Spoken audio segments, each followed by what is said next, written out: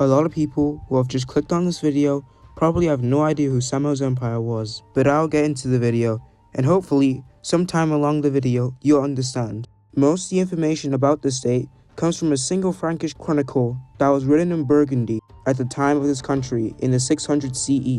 This kingdom did actually have a king called Samo. He was a Frankish merchant who traded and pretty much supplied Slavic tribes of the east with weaponry, as the Slavs were repeatedly raiding the Eastern Romans and were in constant need of new armor and weapons. He was definitely getting rich off this trade. The Slavs, as most of you guys probably know, are an Indo-European group who had settled Central Europe at around the 500s to the 600s by this point. Samo, our merchant friend, makes his first historical appearance in 623 to 624. We get this date because it's the 40th year of Clothar II's reign, a king in Francia, according to Fredegar's chronicle. The Slavic Confederation of the Wends chose Samo to be their king due to their close trade relations. The Wends were Slavic people who inhabited modern-day eastern Germany, Poland west of the Oder River, and further south. However, the Turkic Pannonian Avars under Bayan I, the founder of the Avar Khanates, had taken over much of the Slavic territory in modern-day Austria. After Bayan's death in 602 though, the Avar Empire weakened. The Eastern Romans, who used to be repeatedly raided by the Avars, started to fight back. So after the Avar-Persian siege of Constantinople in 626 that failed, Samo led a Wendish rebellion against the Avars that succeeded. If we take the 40th year of Clothar II's reign date seriously though, it's contradictory. It doesn't make sense. Scholars have said that Samo's rebellion probably had taken place after the siege of Constantinople, and that Samo had taken advantage of the Avar defeat. This theory makes the most sense, as after the siege of Constantinople, the Avars were in a vulnerable position, something that they didn't have prior. The date of 624 makes even less sense, as the Slavs took part in the siege, something they wouldn't do after just fighting a war of the Avars. Whatever date it is, 624 or 626, most likely 626, Samo led the Wends in rebellion. After being under Avar rule for 6 decades, Samo started to rule the Wends as a king, being called the first ever recorded Slavic state. So why did the Slavs allow the Frankish Samo to be their king? The Slavic tribes didn't want any other tribe to gain authority over them all by becoming king. Samo also built a strong leadership by marrying into several Wendish families, creating an alliance with tons of them. Samo was recorded to have had, at the very least, 12 wives, who bore him 37 children, 22 sons, and 15 daughters.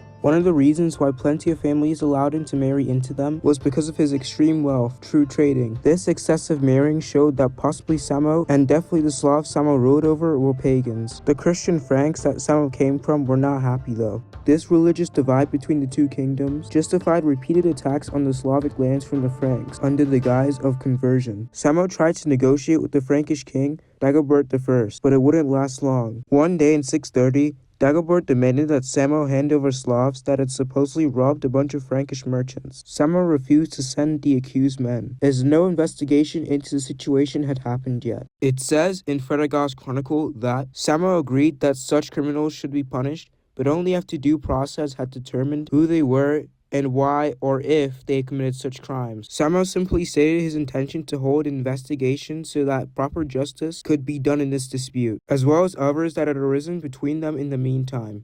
Dagobert saw this as a breach of the treaty and negotiation and started an expedition against Samo's kingdom. The Franks besieged a castle and encampment called Wolfgestisburg, although it's unknown where it's located. All we know was that it was on the western edge of Samo's kingdom, but nothing else. The Franks led 3 separate armies into Slavic territory, full of the Germanic and Swiss Alemanni, the Austrasian Franks, and the Lombards that had settled in Italy. The largest army of the Austrasian Franks just go into Wolfgestisburg. The Alemanni raid the outskirts of Samo's kingdom, while the Lombards occupy parts of southern Austria, with both these missions being a success so far. Despite all the odds against him, Samo and the Slavs decimated Dagobert's larger Frankish army at the 3-day battle, and all the Frankish expedition was put to an end, strengthening Samo and his position. Samo had to fight for his kingdom's independence against a stronger force, once again and had won, solidifying his kingdom. Although this kingdom was likely a union or confederation of different Slavic tribes, united under one king if I haven't mentioned this yet, this victory heavily impacted the Slavs in the vicinity of these two kingdoms. This is most likely when Samo's kingdom expanded from the Wends to the Bohemians,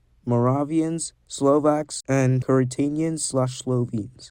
A local leader named Dervin ruler of the Sorbs in eastern Germany, left Frankish influence, declared loyalty to Samo, and joined his kingdom. After these string of events against the Franks, the Slavs were free to frequently launch raids into the Frankish kingdom with the help of Dervin, completely flipping over the circumstances at a 180. Getting tired of these new raids, the Franks made a completely new Duchy of Thuringia in central Germany, from the territory they had taken exactly a century prior, and appointed Radolf as his first duke to protect them from Slavic incursions. Samo's new ally, Dervin, helped him to fight Radolf from 631 to 634, before being defeated in 636 by his rival. So Radolf was initially successful in fighting off the Slavic raids in Dervin until 640 to 642, when he switched sides to Samo, maybe because his victories made him proud and egotistical, or because of internal political problems in Francia, making Radolf fight over Frankish factions. Whatever the case may be, he declared himself